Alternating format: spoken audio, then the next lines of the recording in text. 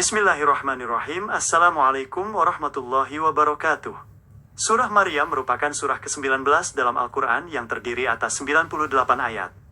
Surah ini tergolong sebagai surah Makkiyah karena diturunkan di kota Mekah sebelum peristiwa hijrah Nabi Muhammad SAW ke Madinah.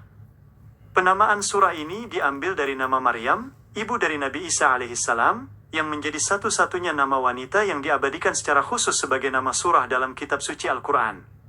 Secara garis besar, surah Maryam membawakan tema utama mengenai keagungan rahmat Allah Subhanahu wa Ta'ala, bukti-bukti kekuasaannya yang tidak terbatas, serta penegasan mengenai keesaannya. Surah ini menghadirkan kisah-kisah luar biasa yang menunjukkan betapa mudahnya bagi Allah Subhanahu wa Ta'ala untuk mewujudkan segala sesuatu yang tampak tidak mungkin bagi akal manusia. Selain itu, surah ini juga menjadi pendorong keteguhan iman bagi Nabi Muhammad SAW dan para pengikutnya dalam menghadapi ujian dakwah. Kisah pertama yang diuraikan dalam surah ini adalah doa dan perjuangan Nabi Zakaria alaihissalam. Meskipun beliau telah berusia sangat lanjut dan istrinya seorang yang mandul, beliau tidak pernah putus asa untuk memohon keturunan yang soleh dari Allah Subhanahu wa Ta'ala.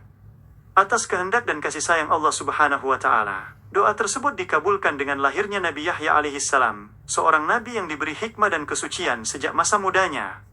Selanjutnya, surah ini menceritakan kemuliaan Maryam, yang menjaga kesucian dirinya, dan mengasingkan diri untuk beribadah kepada Allah Subhanahu wa Ta'ala.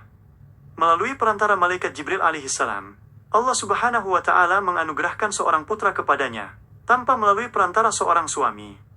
Peristiwa ini menjadi salah satu tanda kebesaran Allah Subhanahu wa Ta'ala, yang memperlihatkan bahwa Dia Maha Kuasa menciptakan segala sesuatu hanya dengan berfirman, "Jadilah," maka jadilah ia.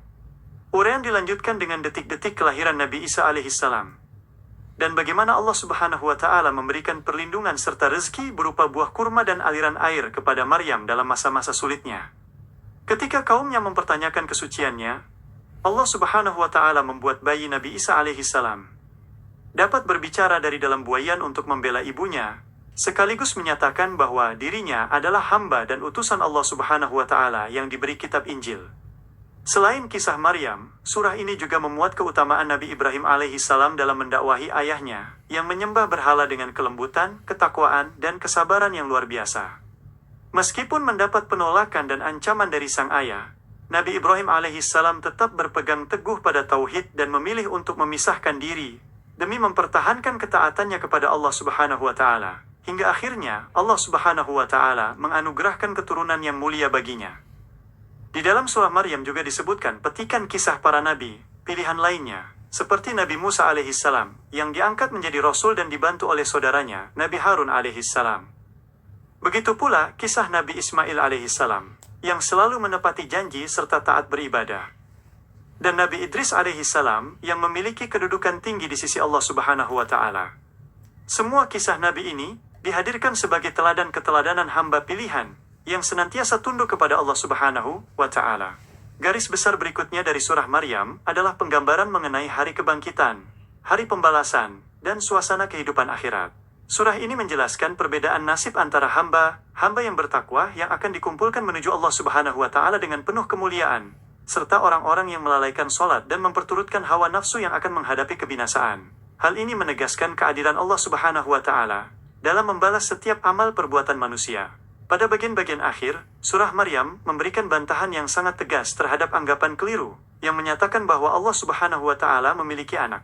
Surah ini menegaskan bahwa tidak layak bagi keagungan Allah Subhanahu wa Ta'ala untuk mengambil anak, karena seluruh makhluk yang ada di langit dan di bumi kelak pada hari kiamat akan datang menghadap Allah Subhanahu wa Ta'ala sebagai hamba dalam keadaan sendiri-sendiri dan tunduk sepenuhnya kepadanya. Merenungi setiap ayat dalam surah Maryam membukakan mata hati kita akan besarnya kasih sayang dan keajaiban pertolongan Allah Subhanahu wa Ta'ala bagi hamba-hambanya yang beriman dan bersabar.